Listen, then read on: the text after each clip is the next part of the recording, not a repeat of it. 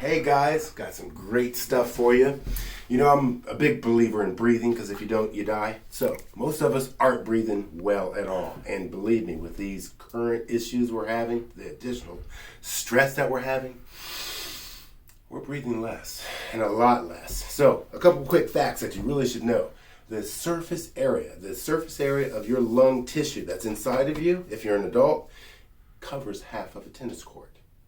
Pretty freaking wild.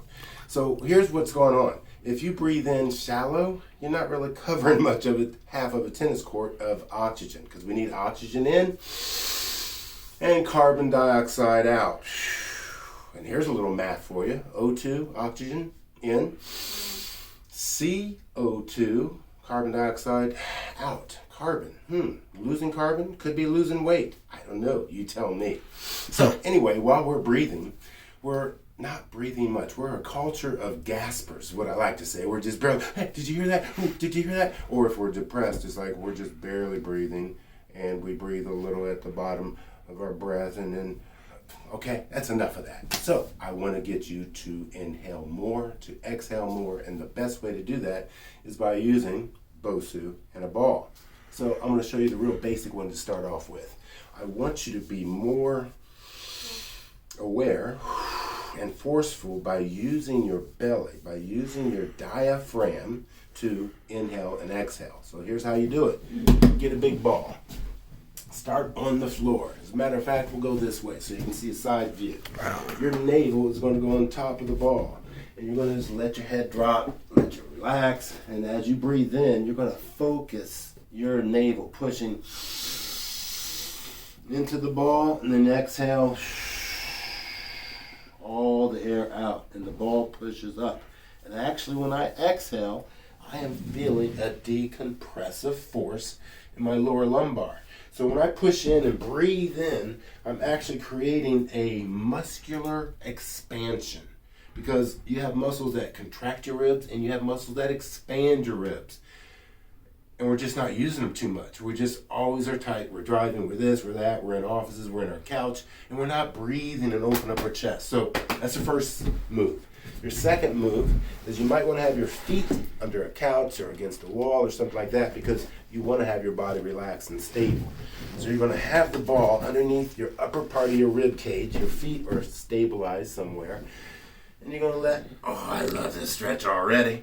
Let the weight of this upper arm drop to the floor, and it's opening up your rib cage. So when you breathe in, you're really stretching the ribs, and exhale, you're relaxing, and once again, getting a decompressive stretch. 2 breaths, all you need. Another one, and then exhale.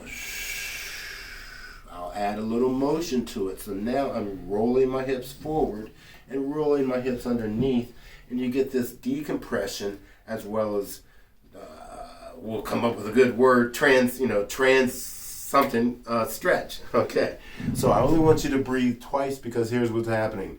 Your head is down above your body. A lot of blood's rushing to your head, and you're going to get lightheaded and go, doink, man, that stuff that Stacy showed me, it tripped me out. I don't want that to happen, okay? So 1, 2 deep breaths, and then you move to the next position. So it would be the other side. So real quickly, here's the back side of me. My bottom leg is in front, my top leg is in back. That's always the case. And you're just going to stretch just like that. Let the weight of this arm towards the floor. It's a beautiful, beautiful stretch there. Okay, so I showed you the belly. That's the first one. Side 1, side 2. The last one is more challenging for most of us, because none of us lean back or stretch backwards, so we're kind of just locked in forward. So use the wall, or if you have a couch or a big chair that's stationary, use that to create this next stretch. So here's what I'll demonstrate. So I'll put the ball against the wall, and I'm sitting on it, and I'll walk out a little bit. The ball walks with me. I'll let my hands use the wall to lower my body.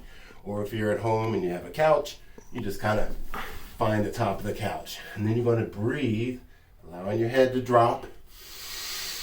And big exhale. When you exhale, you actually feel your head drop a little more. Now you're decompressing your upper spine. And as you're breathing in, you're creating more space in the ribs.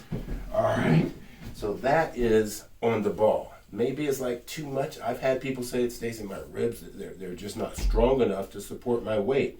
I'm like, wow, okay, let me give you a solution. You must have a BOSU in your life. If you don't have one of these, get one. And the solution is pretty much the same thing that we did on the big ball. Navel at the top, laying on top, breathing, exhale, relax. This you can stay a little bit longer, a couple more deep breaths because your head's not way over the edge. So if you're just starting out and the ball is too aggressive, this is actually bottom leg in front again. Oh, I love this stretch too. And this is very helpful. So I could spend, 5 minutes here, where on the ball, no more than a minute and a half. So you get that one, and this one's safe to do. I'll sometimes make this in 3 versions, 3 parts. So I just have my head, I feel the stretch in my throat, then the middle of my body on the BOSU, I feel this stretch kind of the mid-trunk, and then I'll have my butt in the center of the BOSU. This gives me the stretch in the front hip flexors. This front of area of the body, everyone is extremely tight because we're always leaning forward. So this is an excellent place to kind of just relax and kind of meditate. And then slowly roll out of it and come on up. Boom. Cool. So, advanced. We're going to have 1 BOSU. We're going to have 2 BOSUs. And we're going to put the ball in the middle. So here's what's going on now. You have resistance for your hips to move to the right and to the left. So the ball is immediately contacting the BOSU, and as I'm pushing, I'm using muscles deep to the core and to the other side. Now, this is neutral. You can lean back and do this same thing. Now I'm using a little more lumbar, kind of firing off the lateral lumbar muscles. You can lean forward, do the same thing, and you're using slightly different groups of muscles. All right, that's for your side to side. Pelvic tilt. Rolling back, bringing it forward. It's not a huge motion, but you want to rotate your hips backwards and then bring your hips forward.